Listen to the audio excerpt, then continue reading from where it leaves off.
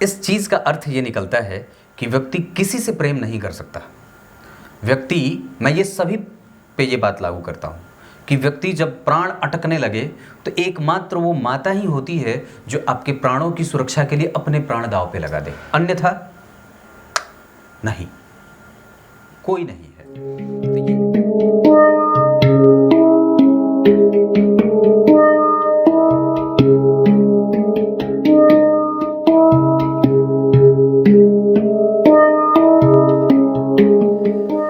सुबह 10 बजे से लेकर 11 बजे के बीच में उपस्थित हूँ आप सबके सामने। आज जिनकी कुंडली लेकर के आया हूँ, इनका नाम मोनू है। खगड़िया बिहार से ये कुंडली आई है। शुरू करते हैं आज का कार्यक्रम। कहीं नहीं जाना है, बिल्कुल बन के रहिएगा। अब ये कुंडली धनु लग्न की है और ये बेचारे अभी बड़े परेशान से हैं। एक बात हमेशा याद रखने वाली है कि कोई भी व्यक्ति जिसकी कुंडली में चंद्रमा ठीक नहीं होता है उसको परेशानी देखनी पड़ती है, और ख़ास करके ये परेशानी तब और बढ़ जाती है जब दशाएं विपरीत चलती हैं, जैसे शनि मंगल राहु केतु, या फिर आपकी कुंडली के लग्नेश ही क्यों ना एक्टिव हों महादशा में, और अगर वो भी किसी अच्छे भाव में ना बैठे हों या किसी अच्छे भाव के अधिपति के साथ उनकी स्थिति न बनती हो, या फिर वो राहु केतु के संपर्क में आकर के अपना प्रभाव शून्य करते हों, तो ये चंद्रमा वाली जो बात है वो और भी ज़्यादा चरितार्थ हो जाती है। आइए मैं आपको ऐसे ही एक कुंडली से मिला करके आप लोगों को एक बड़ी अच्छी बात बताता हूँ, सीखने को मिल जाएगा। इन्होंने जो नंबर लगाया था, ये इन्होंने अपना नंबर नहीं लगाया था, किसी दूसरे का लगाया था। पर जब दिन पलटे, थोड़े परेशान हुए तो बोले पंडित जी मेरी पहले देख लो। मतलब आप सोचिए, विचार करिए कि परिस्थिति पलटी तो निर्णय पलट गए। इस चीज का अर्थ ये निकलता है कि व्यक्ति किसी से प्रेम नहीं कर सकता। मैं ये सभी पे ये बात लागू करता हूँ कि व्यक्ति जब प्राण अटकने लगे तो एकमात्र वो माता ही होती है जो आपके प्राणों की सुरक्षा के लिए अपने प्राण दांव पे लगा दे, अन्यथा नहीं, कोई नहीं है। तो ये चीज़ उदाहरण जो है वो समझने वाली है कि निस्संदेह जो है वो ऐसी स्थितियाँ बनती हैं कि जब हाथ में धन की कमज़ोरी होती है तो पहले अपनी कुंडली दिखानी ज़रूरी हो जाती है। बाद में तुम अपना दिखाना, पहले मुझे मेरा दिखा लेने दो कि आखिर बात क्या चल रही है। देखिए एक बात बताता हूँ, धन से संबंधित समस्या के लिए आप सबसे पहले आप अपनी कुंडली में दशा को देखिए। गुरु और राहु की दशा चल रही है और इनकी कुंडली का चंद्रमा सबसे ज़्यादा खराब बैठा है, क्योंकि इनकी कुंडली का जो चंद्रमा है वो होता अष्टमे से और जा करके बैठा धन भाव में। ऐसी अवस्था में ये धन भाव तो ठीक बनेगा, पर शुक्र और चंद्रमा ये निश्चित रूप से बहुत ही बढ़िया व्यक्ति को धनदायक बनाएंगे। पर अभी ये दशा कमज़ोर है। ये गुरु में राहु अभी 2025 के 6वें महीने तक चलेंगे, ये उसका प्रभाव रहेगा। और अंतिम में गुरु में मंगल बीत रहे हैं, अब राहु आने वाले हैं, ये परेशान करेंगे और निश्चित रूप से 3 वर्षों तक ये दिक्कत वाली बात है। दूसरे नंबर पे लग्न के ठीक पीछे शनि बैठा। आपने लग्न को भोगा कहाँ? लग्न के अधिपति दशम में, राहु के संपर्क में, लग्न के अधिपति चतुर्थ में और राहु केतु के संपर्क में आ गए। ये अवस्था जो है वो जानबूझ करके लग्नेश ने खुद को और खुद के परिणामों को कमज़ोर करने जैसा बना दिया है। मतलब कि लग्नेश का चतुर्थ स्थान में बैठना जहाँ सबसे ज़्यादा एक अच्छी बात होगी, मतलब सुख वगैरह के मामले में, पर दूसरे नंबर पे वो परेशानी इस मामले में खड़ा करने लगेंगे क्योंकि वो राहु के संपर्क में है। हालांकि डिग्री के हिसाब से गुरु 5 डिग्री के और राहु 18 डिग्री के, 13 अंशों का अंतर वहाँ पे बहुत ज़्यादा जातक के जीवन में स्पेस देगा। मतलब आप इसको ऐसा कह सकते हैं कि व्यक्ति को जो समस्याएं अभी झेलनी पड़ रही हैं वो और भी ज़्यादा जो है वो मुश्किलों वाली हो सकती थी। लेकिन अगर वो थोड़ा कमज़ोर है या फिर अगर आपको थोड़े बहुत चलने भर के मौके मिल रहे हैं तो उसमें यही बात है कि इन दोनों के बीच का अंतर ज़्यादा है। दूसरा, जो जन्म कुंडली का पंचम भाव है, मतलब आपके मेहनत करने का परिणाम, मेहनत करने के बाद का जो परिणाम है वो पंचम भाव से देखा जाता है। तो मेहनत करने का परिणाम पंचम भाव से देखेंगे तो इसका अर्थ क्या होगा कि आपने मेहनत करा है तो उसका फल आपको मिले या ना मिले, या मिलेगा तो कितना मिलेगा। तो यहाँ मंगल जो है वो 10 डिग्री के हैं और 12 से 15 डिग्री तक उनका बल अच्छा होता है, मूल त्रिकोणस्थ हो जाते हैं। तो ये जो डिग्री की अवस्था है ये मंगल का बल यहाँ पे है। इसका मतलब ये होगा कि मंगल की दशा जातक के लिए हमेशा ही लाभदायक रहने वाली है, चाहे वो अंतर में हो चाहे प्रत्यंतर में हो। पर जैसे जैसे ये दशा चरण के हिसाब से बीतती गई है वैसे वैसे समस्याएं बढ़ाती गई। आरंभ में ठीक रहा, ऊंचाई से लेकर के व्यक्ति जो होता है वो नीचे तक अपनी स्थिति को बना करके रखता है और बार बार अपने आप को रीगेन करता है। ऐसा इसलिए क्योंकि साहस भाव के अधिपति जन्म कुंडली में दारिद्र दोष बना रहे हैं चंद्रमा के साथ। अब देखो एक बड़ी अच्छी बात है, मैंने कल के भी कार्यक्रम में ये बात शायद कही थी कि 6वें भाव के अधिपति और 8वें भाव के अधिपति, ध्यान से देखिए मेरी तरफ, 6वें भाव के अधिपति शुक्र और 8वें भाव के अधिपति चंद्रमा। अब ये दोनों ग्रह जो हैं वो कहीं ना कहीं परेशान करेंगे। क्यों? क्योंकि धनु लग्न की कुंडली के लिए शुक्र बहुत अच्छे नहीं होते, ऋणेश होते हैं और लाभेश होते हैं, पर लाभ के अधिपति होकर के दूसरे में बैठे तो ये धनदायक योग बनाएंगे। पर वस्तुतः अष्टम भाव के अधिपति के साथ 11वें भाव के अधिपति का संबंध या अष्टम भाव के अधिपति के साथ मतलब चंद्रमा के साथ शुक्र का संबंध धन भाव के लिए अच्छा नहीं होगा। इस कारण से व्यक्ति कई बार अपने से बड़े बुजुर्गों का स्वभावतया उससे वैर विरोध झेलना पड़ता है। हालांकि उसके पास रहेंगे सभी लोग, पर वक्त के हिसाब से वो कभी काम नहीं आते।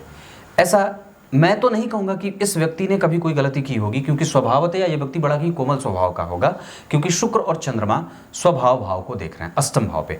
बिहेवियर यहाँ से भी देखा जाता है, इसके लिए भी विचार किया जाता है और यहाँ भी देखते हैं।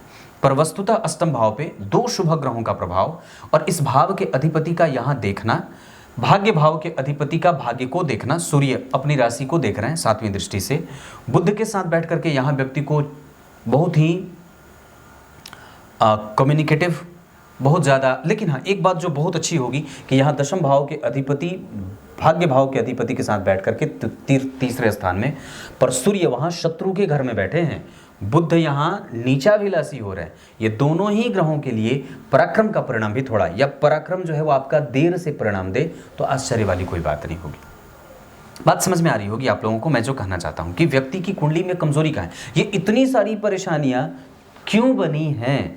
ये नहीं बनती, पर वो इसलिए बनी हैं क्योंकि इनकी कुंडली का चंद्रमा जो है वो पापक ग्रह बन रहा है। कृष्ण पक्ष के द्वादशी त्रयोदशी चतुर्दशी का चंद्रमा सबसे ज़्यादा बुरे परिणामों को देने वाला होता है। अगर उसकी स्थिति कभी भी पापक ग्रह से युक्त हो जाए या रोगेश या 8वें या 12वें भाव के अधिपति के साथ हो जाए तो ये और भी ज़्यादा गड़बड़ी करता है। सारी बताइए। तो मूलतः आपको हमेशा ही इस बात को ध्यान में रखना चाहिए कि आपकी कुंडली का चंद्रमा कैसा है, क्योंकि मैंने हर बार ये बात कही है, हर बार हर प्रत्येक कार्यक्रम में, कि आप अपनी कुंडली के पंचांग को कभी भी ओवरलुक नहीं कर सकते और कभी भी उसकी महत्ता को कमज़ोर नहीं कर सकते। फाल्गुन माह में जन्मे हैं व्यक्ति प्रेमी किस्म का है और प्रेम के लिए सदैव समर्पित रहने वाला है और उसके लिए कुछ भी कर गुजरने वाला है। कामुक है क्योंकि शुक्र और चंद्रमा स्वभावगत व्यक्ति को स्त्रियोचित प्रेम करने वाला बना देते हैं, बेहतरीन प्रेमी बना देते हैं। उत्तरायण में जन्म, इस वजह से व्यक्ति का प्रभाव बड़ा अच्छा, और उसके बाद वसंत ऋतु में जन्मे होने से यहाँ व्यक्ति प्रेम को प्राथमिकता देने वाला हो जाता है। अपने काम के लिए भले ही थोड़ा बहुत लेट लतीफ़ी करेगा, पर दूसरे के किसी काम के लिए जो है वो तुरंत ही वो तैयार होता है। मतलब आप इसको ऐसे कह सकते हैं कि वो कभी भी किसी भी तरीके से किसी को धोखेबाजी में रखने वाला या धोखा देने वाला नहीं होता। पोलाइटली जो है वो जेब से पैसे निकालना उसे बहुत अच्छे तरीके से आता है। किससे कैसे बिहेवियर रखने पे कैसे काम बनेगा ये उसको बहुत अच्छे तरीके से आएगा। धनु लग्न के जातक जो होते हैं वो वस्तुतः मंत्री और विधायकों के निकटस्थ रह करके अपना जीवन यापन करने वाले होते हैं। राजनीति में उनका प्रभाव पदस्थ तो नहीं होता, पर हाँ वो निश्चित रूप से शासक वर्ग के बिल्कुल ही सन्निकट होकर के अपना जीवन बिता देते हैं और उसको दिमाग देने का काम करते हैं। पुरस्कृत होते हैं, पर्यावरण प्रेमी होते हैं, बहुत ही चिंतन गंभीर करने वाले होते हैं, कभी भी निंदनीय कृत्य बहुत बार नहीं करने वाले होते। हालांकि बिगड़ैल जब हो जाए तो फिर किसी की ना सुने, ऐसा भी होता है। ये बात मैंने हर बार और लगभग धनु लग्न के कार्यक्रम में कही है। धनु लग्न एक ऐसा लग्न जो निसंदेह दार्शनिक लग्न है, जिस पे गुरु का सबसे ज़्यादा प्रभाव देखा जाता है। और अगर लग्नेश यहाँ राहु के साथ बैठेंगे तो ऐसी अवस्था में व्यक्ति को ना चाहते हुए भी कई बार झूठ बोलना पड़े, बैलेंस क्रिएट करने के लिए परिवार को संभालना पड़े, लोगों को खुश करने के लिए उनको पैसे से, रुपए से, उनको वक्त दे करके किसी भी तरीके से उनको अपने फेवर में करना पड़ता है। मतलब आप कभी भी किसी को मित्र ही बनाना चाहते हैं, शत्रुता आपके लिए अच्छी भी नहीं है और आपके शत्रु होंगे। इसमें आपकी कुंडली में दारिद्र दोष भी है। 6वें भाव के अधिपति का द्वितीय भाव में जाना अच्छा नहीं होता। अष्टमेश के साथ ये इसकी कुंडली की ये सबसे बड़ी, ये इनकी कुंडली की सबसे बड़ी समस्या। दूसरा, यहाँ सूर्य और बुध का एक साथ बैठना भी ठीक नहीं होगा। कारण, क्योंकि वो सूर्य जो बैठे हैं वो जन्म कुंडली में यहाँ तो अच्छे बैठे हैं, पर ये दोनों अच्छे नहीं है। ये बैठे अच्छे हैं दोनों, मतलब सूर्य और बुध का एक साथ बैठना ठीक होगा, पर किस भाव में? इस भाव में, यहाँ पे, यहाँ पे, यहाँ पे, यहाँ पे।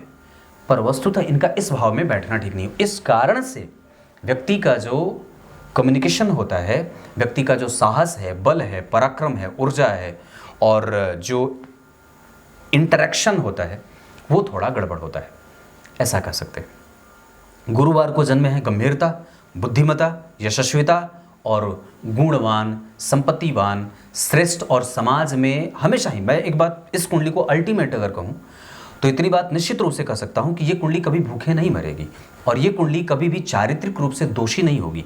निश्चित रूप से किसी के लिए ये बहुत ज़्यादा कमज़ोर व्यक्ति के तौर पे जाने जाएंगे और किसी के लिए बहुत अच्छे, पर ज़्यादातर लोगों के लिए ये व्यक्ति अच्छा ही परिभाषित किया जाएगा। कृष्ण पक्ष के चतुर्दशी के चंद्रमा आपको लौट रहे हैं और डुबा रहे हैं और इस वजह से शिव मंदिर को धोने का काम उठाइए, मंदिर का दर्शन करिए, शिव जी को सफ़ेद पुष्प की माला सोमवार को अवश्य अर्पित करिए और विशेषतया अगर हो सके तो सूर्य शिव को भगवान शिव की पूजा में दूध, दही, जल, घी, शहद आदि का इस्तेमाल करके पंचामृत से उनका अभिषेक करिए। अगर इतना नहीं कर सकते तो कम से कम 11 बेलपत्र जो है वो उनको अवश्य अर्पित करिए। या शिवरात्रि जो होती है हर महीने की मासिक शिवरात्रि, उसमें कम से कम 108 बेलपत्र अवश्य ही भगवान शिव को अर्पित किया करिए। धनिष्ठा नक्षत्र में जन्मे हैं, इस वजह से आप में जल्दबाजी भी थोड़ी है, आप पेशेंस लेवल थोड़ा कमज़ोर होता है, हालांकि व्यक्ति फिर भी बैलेंस कर लेता है। शकुनी करण के कारण कई बार आप स्त्रियोचित हो जाते हैं और ऐसी अवस्था में व्यक्ति कई बार दूसरों की शिकायत अन्यथा ही कर बैठता है, जिसके कारण उसको एक्स्ट्रा जो है वो भुगतना पड़ता है। तो आप कम से कम अपने अंदर, अपने जैसे होता क्या है कि कई बार व्यक्ति अपने पेट में जो है वो बात पचा नहीं पाता और कई बार वो बहुत ज़्यादा गंभीरता से किसी भी बात को समझ नहीं पाता। वो किसी भी बात के जो होता है जैसे कि एकदम डीप में जा करके उसको समझना भी नहीं चाहता, वो ऊपर से बस उसको समझ लिया, चलो ठीक है काम बन गया, इतना ज़्यादा वो विचार नहीं करता किसी भी बात पे। मंथन करता है पर बहुत छोटी छोटी और बहुत कम कमज़ोर, बहुत कम ऐसे विषय हैं, बहुत कम ऐसे बिंदु हैं जिस पे व्यक्ति मंथन करे। ऐसा वैश्य वर्ण और राक्षस गण के होने के कारण प्रभाव और अभाव दोनों देखना पड़ता है और व्यक्ति व्यापार में ही सफल होगा, व्यापार में ही सफल होगा, व्यापार में ही सफल होगा। ये बात मैं 100% नहीं 200% गारंटी से कह सकता हूँ सिग्नेचर के साथ। अगर आप चाहें किसी की नौकरी कर लें, अगर आप चाहें किसी के साथ पार्टनरशिप में नौकरी कर लें, अगर आप चाहें किसी की जी हुजूरी कर लें, वो आपसे नहीं होगा और आप कर भी नहीं पाएंगे। कारण, क्योंकि गुरु केंद्र में ही है। धनु लग्न की कुंडली के लिए शुक्र जो होते हैं वो अच्छे नहीं होते। इस कुंडली के लिए सूर्य, गुरु और मंगल अच्छे होते हैं। इस कुंडली के लिए चंद्रमा अष्टमेश होकर के धन भाव को देखेंगे या धन भाव में बैठेंगे तो धन की स्थिति कभी कभी दशा क्रम में कमज़ोर अवश्य होगी, पर निश्चित रूप से फाइनली ये कुंडली कमज़ोर धन के मामले में कभी भी नहीं है। अगर ये शुक्र यहाँ नहीं बैठे होते तो और भी ज़्यादा अच्छी बात होती, क्योंकि ऋणेश होकर के बैठे हैं, राहु के संग बैठे होते तो अच्छे होते, पर उसमें भी जो है वो चंद्रमा के कारण जो है वो डिसबैलेंस बनता रहता है। कभी धन ज़्यादा आए, कभी कम आए, कभी 10 रुपये, कभी 20 रुपये, कभी, जैसे मैं आपको उदाहरण देता हूँ, अगर मैं धनु लग्न का हूँ, मेरी खुद की कुंडली में चंद्रमा जो है वो पापग्रह बने हुए हैं, राहु के साथ शुक्र की स्थिति अगर होगी तो मेरे भी कुंडली में जो धन का आगमन होगा वो कभी कभी जीवन में कभी ज़्यादा, कभी कम, कभी ज़्यादा, कभी कम। ये एक सामान्य सी बात है, इसको आपको अपने जीवन का अंग समझना होगा। जब तक नहीं समझेंगे तब तक आपकी मानसिक परेशानी बढ़ती रहेगी। 12वें के शनि हर्ष नामक योग बना देते अगर यहाँ जो है वो अगर 12वें के अधिपति होते तो, पर ऐसा नहीं है। पर निश्चित रूप से शनि का अष्टम भाव में बैठना आपको आयु देगा, गंभीरता दे और व्यक्ति को शास्त्रों का, धर्म का, अध्यात्म का, चिंतन का, इन सब चीज़ों का, रहस्यमय चीज़ों को समझने का ज्ञान होता है। शनि और मंगल का प्रभाव आपकी कुंडली के लिए दशाओं में भी खराब रहेगा। गुरु की दशा, सूर्य की दशा, इस कुंडली में बुध अच्छे होते हैं, पर सप्तमेश अगर नहीं होते तो निश्चित रूप से आपकी कुंडली में यहाँ पे आपके पराक्रम का परिणाम वो कमज़ोर नहीं कर रहे होते। पर सप्तमेश होकर के जो है वो तृतीय भाव में बैठ करके और दशम भाव के अधिपति होकर के तृतीय भाव में बैठ करके ये इशारा कर रहे हैं कि व्यक्ति व्यापार में ही सफल होगा। दूसरा, वो भाग्येश के साथ युति कर रहे हैं, इसका मतलब होगा कि व्यक्ति की बुद्धिमत्ता बरकरार रहेगी। वो कई बार जल्दबाजी, कई बार अवसर चूकने की प्रवृत्ति, कई बार जल्दबाजीपन में अपना बहुत बड़ा नुकसान करा ले, आदि आदि चीज़ें वो करता रहेगा, क्योंकि मंगल यहाँ पे प्रबल है, मंगल ठीक है। संतान वगैरह का सुख व्यक्ति को मिलता रहता है, इसमें कोई गड़बड़ी नहीं है। मंगल की दृष्टि यहाँ के लिए बहुत ज़्यादा अच्छी नहीं होगी, इस वजह से कई बार व्यक्ति बहुत ज़्यादा विचार करता है और लगातार पटखनी खाता रहता है, ये भी एक बात होगी। मंगल की दृष्टि यहाँ के लिए बहुत ज़्यादा अच्छी नहीं, यहाँ के लिए अच्छी होगी। बाहर का कारोबार, यात्रा और बड़े लोगों से संबंध, ऊंचे और अच्छे लोगों से तादात्म्य बना करके काम करना, ये बहुत अच्छे तरीके से व्यक्ति को आ सकता है। गुरु का प्रभाव यहाँ के लिए ठीक होगा तो व्यक्ति का ज्ञान चक्षु बढ़े, उसकी बुद्धिमत्ता बरकरार रहती है, पर वो निश्चित रूप से कभी कभी छोटी छोटी चोरियां भी करेगा, झूठ भी बोलेगा, और उसको वो कृत्य भी करना पड़ता है जो वो कभी नहीं करता। वो चीज़ भी जो है वो निश्चित रूप से करनी पड़ती है, जिसके लिए व्यक्ति बाद में पश्चाताप का भाव भी उठाता है। इस वजह से निर्णय जब भी लेना हो तो बहुत ही गंभीरता से और बहुत ही नियंत्रित होकर के निर्णय लेने की आवश्यकता रही। अब आपकी कुंडली में दशमांश कुंडली पे जाने से पहले नवमांश देखते हैं। गुरु का यहाँ बैठना और यहाँ बुध का सूर्य के साथ, शनि के साथ बैठना। दाम्पत्य की स्थिति अब जब देखेंगे तो यहाँ के अधिपति जो हैं वो यहीं बैठे हैं, मतलब व्यक्ति की पत्नी बरकरार रहे।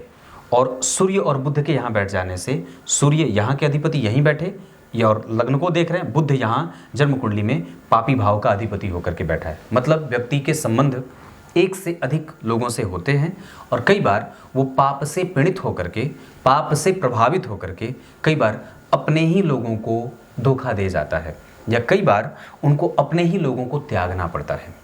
यहाँ गुरु और शनि का जो प्रभाव होगा, यहाँ गुरु और सूर्य का जो प्रभाव है, यहाँ गुरु और बुध का जो प्रभाव होगा, ऐसी अवस्था में व्यक्ति दाम्पत्य का सुख भोगता है, पर निश्चित रूप से कटुतापूर्ण संबंधों को भी देखना पड़ेगा, क्योंकि यहाँ शनि है और सिंह लग्न का नवांश बना है। भाग्य में दाम्पत्य का सुख बहुत बढ़िया है, पर निश्चित रूप से उसमें दो तरफा प्रेम मिलने के संकेत होंगे। ये जो स्थिति बनी है आपकी कुंडली में, ये सबसे यहाँ पे तटस्थ हो जा रही है, मतलब दोनों का प्रेम और दोनों की यादें एक साथ बरकरार रहती हैं। और ये राहु यहाँ पे आपको दो मुहाने पे ला करके खड़ा कर देते हैं, इसे चुनूं या इसे चुनूं, इसे पकड़ूं या इसे पकड़ूं। ये राहु के कारण व्यक्ति के प्रेम संबंधों में कटुतापूर्ण भाव, या एक व्यक्ति से बिल्कुल भी प्रेम नहीं मिले और दूसरा इतना दे दे कि कंफ्यूजन पैदा कर दे, ऐसा भाव राहु के कारण आएगा। और गुरु हर जगह राहु से संपर्क में है, ऐसी अवस्था में आपके जीवन में जो जीवन का होप है, आपके जीवन की जो प्रॉस्पेरिटी है, आपके जीवन का जो जिसको बोल सकते हैं कि सकारात्मक प्रभाव, वो चीज़ कमज़ोर हो रही है, क्योंकि निश्चित रूप से गुरु का राहु के संग जाना निगेटिविटी लाता है।